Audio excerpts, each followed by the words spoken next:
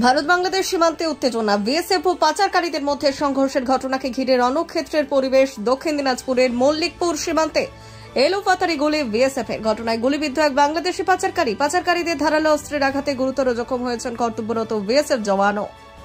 বুধবার ভোররাতে ঘটনাটি ঘটেছে দক্ষিণ দিনাজপুর জেলার গঙ্গারামপুর ব্লকের মল্লিকপুর সীমান্তে। ঘটনার পর আহতদের উদ্ধার করে নিয়ে আসা হয় গঙ্গারামপুর সুপার স্পেশালিটি হাসপাতালে। বর্তমানে সেখানেই চলছে আহতদের চিকিৎসা।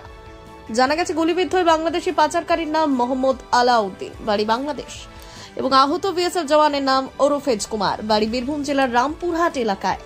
আহত 91 নম্বর বিএসএফ ব্যাটালিয়নের ওই জওয়ান ওই দিন মল্লিকপুর বিওপিতে কর্তব্যরত অবস্থায় ছিলেন। বিএসএফ সূত্রের খবর অনুযায়ী বুধবার ভোররাতে প্রায় 5 জন সশস্ত্র বাংলাদেশি পাচারের উদ্দেশ্যে ঢুকে পড়ে ভারতীয় সীমান্তে। সেই সময় কর্তব্যরত 91 বিএসএফ ব্যাটালিয়নের ওই জওয়ান দুষ্কৃতীদের বাধা দিতে গেলে দুষ্কৃতীরা অতর্কিত হামলা চালায় ওই বিএসএফ জওয়ানের ওপর। শুধু তাই নয়, বিএসএফ জওয়ানের রাইফেল ছিনিয়ে নেওয়ার উপর চেষ্টা করে। এরপরে আত্মরক্ষার্থে পাচারকারীদের উদ্দেশ্যে এলোপাতাড়ি গুলি চালায় ওই বিএসএফ জওয়ান। ঘটনায় মোহাম্মদ আলাউদ্দিন নামে ওই বাংলাদেশি পাচারকারী গুলিবিদ্ধ হলেও বাকিরা ঘটনাস্থল থেকে পালাতে সক্ষম হয়। এদিন যে খবর প্রকাশ্যে আসতেই ব্যাপক শোরগোল পড়ে যায় সীমান্তবর্তী এলাকায়। আহতদের উদ্ধার করে নিয়ে আসা হয় গঙ্গারামপুর সুপার স্পেশালিটি হাসপাতালে। বর্তমানে সেখানেই চলছে চিকিৎসা।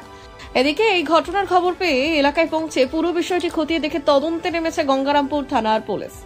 জানা গেছে, গঙ্গারামপুরের সুখদেবপুর গ্রাম পঞ্চায়েতের ওই মল্লিকপুরের উন্মুক্ত সীমান্ত এলাকায় বেশ কিছুদিন ধরে শুরু হয়েছে কাঁটাতারের বেড়া দেওয়ার কাজ, যে এলাকা দিয়েই পাচার করার চেষ্টা করছিল ওই বাংলাদেশি পাচারকারীর দল।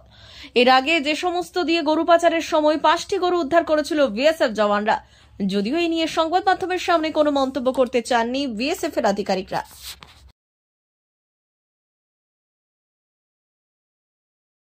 ব্যুরো রিপোর্ট, উত্তরের প্রহরী।